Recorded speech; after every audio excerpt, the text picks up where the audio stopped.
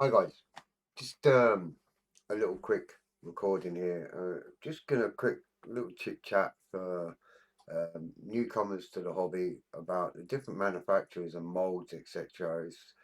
I've noticed on Twitter today that there's some uncertainty between moldings and kits and buying Tamiya kits, and it's not a Tamiya kit when they realise. Um, so I thought I'd just quickly jump on my day off, just quickly give you a little kind of get your head around what goes on in the model building community at these companies. So the molds, well, I mean the molds can cost from sort of 20,000 to 50, 100,000. Um, Nowadays, by the time they've 3D scanned an aircraft, then put it onto the PC, then done the CAD and cleaned it up and designed the molds and the parts and etc. etc. etc. It costs an absolute fortune. So what the companies tend to do is once they've kind of pushed a mold as much as they possibly can, they tend to either auction them off or they send them on lease to another company. So for instance, you got the old Monogram model kit manufacturer back in the day. Revell took over Monogram. So when you're buying a Revell model kit, and if it's an older molded kit, there's a good chance that it'll have Monogram written on it. But you could also buy maybe an Italian kit and it might have Monogram written on the mold, on the plastic, and it's where they've sold the mold or leased the mold to another manufacturer to try and get some of the money back. So it gets quite crazy. Scalemates is your best friend. Look up Scalemates on Google. It will tell you, if you put in the kit number, it will tell you the full history of the kit. Now, sometimes you'll get like Airfix come out with, oh, new release, blah, blah, blah. And it's in a lovely shiny box and it all looks pretty. And you could be fooled into thinking that it's a new model kit. Not always the case. It could be a manufacturer from the old Frog range. It could be any mold. There's no known. So if you go into Scalemates and you look it up, you could get this lovely box, this big, this high, lovely artwork and all that lot.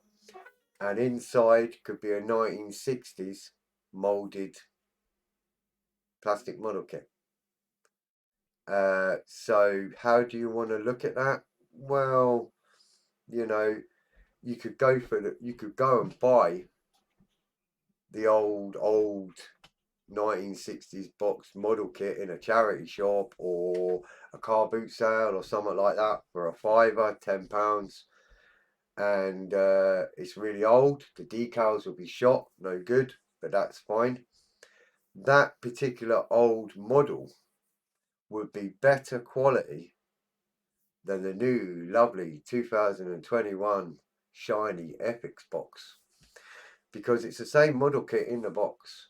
Now, if you get the old box in, yes, you'll need to replace the decals. Not a problem. £5, £10 online. There's aftermarket decals out there.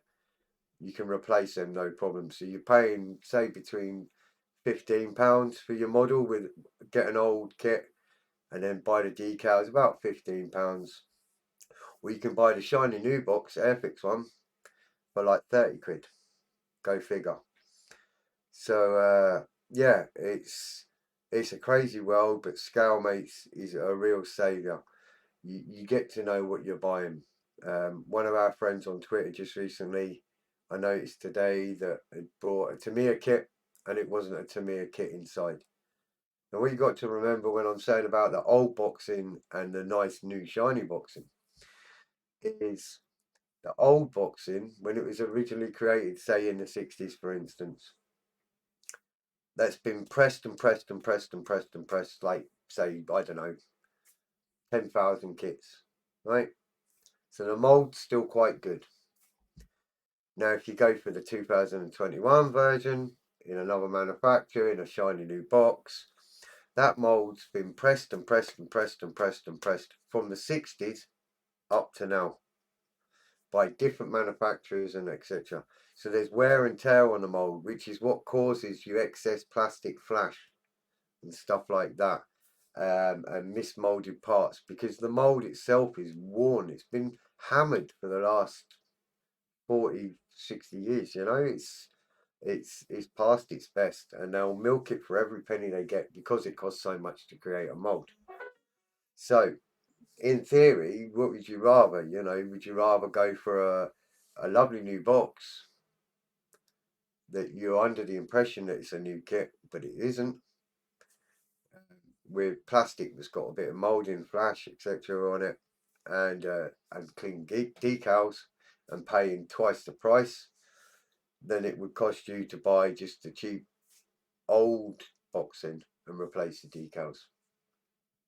So, you know, in theory, the older kit will be actually better quality plastic, as in the kit itself for fitting, than the newer version that's been hammered on the mould so many times that there's little mistakes in the mould, so that gives you fit issues and stuff like that.